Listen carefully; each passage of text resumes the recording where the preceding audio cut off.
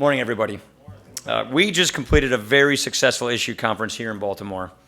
With everything that's at stake in 2016, we've been talking about how do we go on offense on ideas, and how do we make sure that we offer the country a very clear and very compelling choice.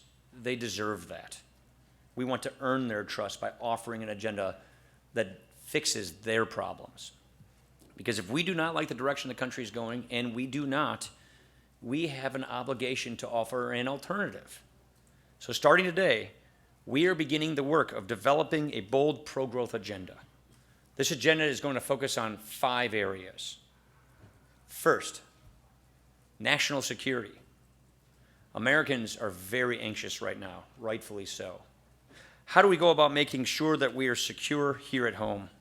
How do we go about building a 21st century military and make sure that we are equipped to defeat ISIS and the threat posed by radical Islamic terrorism? Next, jobs and economic growth. Our economy is far from reaching its potential. Wages are still stagnant. Families are still hurting. People are working harder than ever before, but they feel that they're slipping behind. How do we fix our tax code? How do we rein in the regulatory state? How do we maximize our energy? Third, healthcare. Obamacare has taken us down the wrong path. Higher prices, higher deductibles, fewer choices, restricted access.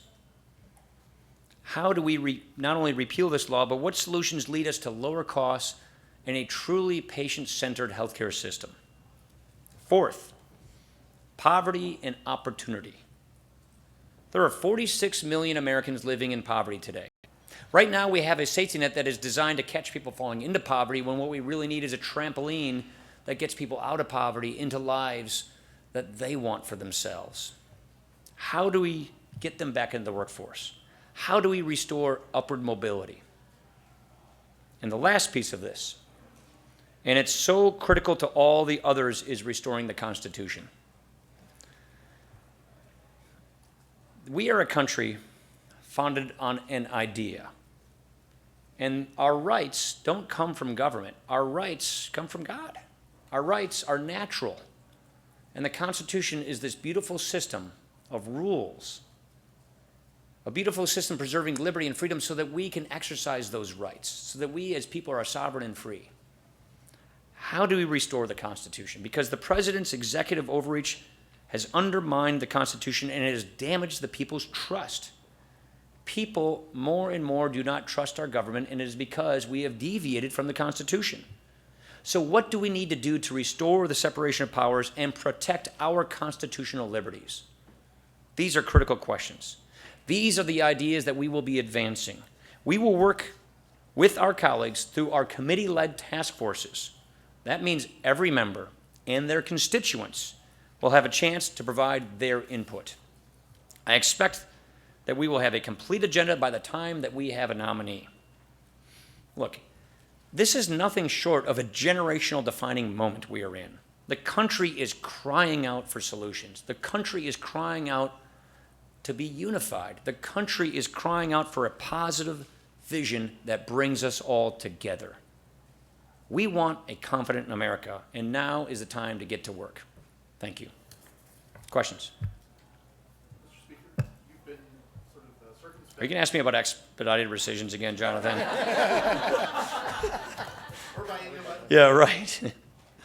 You've been sort of circumspect in terms of how specific this agenda will be, and you said that was going to be discussed here at this conference. So is there a resolution finality whether this is going to be actual legislation or something less specific? We're just beginning the process. We haven't finalized the process. We just launched the process. And the point is, the 4 of us aren't going to predetermine everything. That's not the style we have here. So we're going to do this together with our members. But believe you me, the people of this country will know who we are and what we stand for when this is done, and they will be given a choice in 2016, so that when they go to the polls in 2016, when they vote for Republicans, they will know what they are voting for. Mr. Speaker, what about the idea here? I saw this talk to Bill Flores a few minutes ago. He said that Republicans should develop an agenda that's agnostic of whomever winds up being the nominee, and that nominee could possibly take. Yeah, this is about ideas, not personalities, Chad. And that said, though, I mean, you sort of see, because it's unclear who the nominee might be, that one kind of concerned who the nominee might be, then maybe the tail could wag the dog here and influence them based on what you do in the House. Look, I know everybody typically in the media and TV are watching the presidential contest. We're worried about Congress working. We're worried about the Constitution. We're worried about solutions. And so we're putting together an agenda that we think fixes problems, that rises to the occasion. And we're not sitting here thinking about who the nominee is going to be. We don't have time to think about that. You guys really are talking, that isn't really in the back of your mind? No. About who the nominee's going to be? No, Carrie. I want to get to your poverty program for a second. How exactly are you interpreting this poverty program, so to speak? Is it how the administration would tackle poverty, or it's how you envision a poverty program? Because it seems like it would be a completely different vision how the administration would do it, and if you The Obama administration? well, Yeah. I'm just curious as to how you envision it, because your base voters right now are thinking a poverty program. We're talking about billions of dollars of a Good question.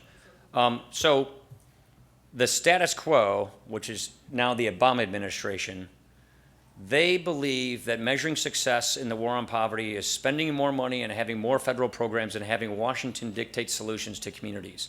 We fundamentally reject that premise. We disagree with that. And so we believe the better, smarter, more effective way of fighting poverty and combating the lack of upward mobility is to go at the root causes to break the cycle of poverty. And that means take our principles and apply them to this problem. What are our principles? We believe in freedom, liberty, self-determination, government by consent, government closest to the people. We believe in communities. We believe in federalism. So what does that mean? Welfare reform is a perfect example. Work works. Local communities work. Washington doesn't work. So we're going to take those principles we have and apply it to one of the biggest problems we have in America: people living in poverty and the lack of opportunity and upward mobility. And we believe that that is where these principles are so sorely needed, and it's very different than where the administration or the left thinks we should go, because we're living off their policies right now and they're not working. I know you were a policy guy last night. There was a debate. I didn't see the debate. Well, I the just- beginning of the portion of it between the top two frontrunners, Cruz and Trump, was about Senator Cruz is eligibility to run for president because of his birth in Canada. I was wondering if You think I'm going to comment on that stuff? Yeah, I don't know. We're not worried about that. Senator McCain has said that there are questions about it, possibly. What do you think? I haven't given a second's worth of thought. Thanks, everybody. Appreciate it.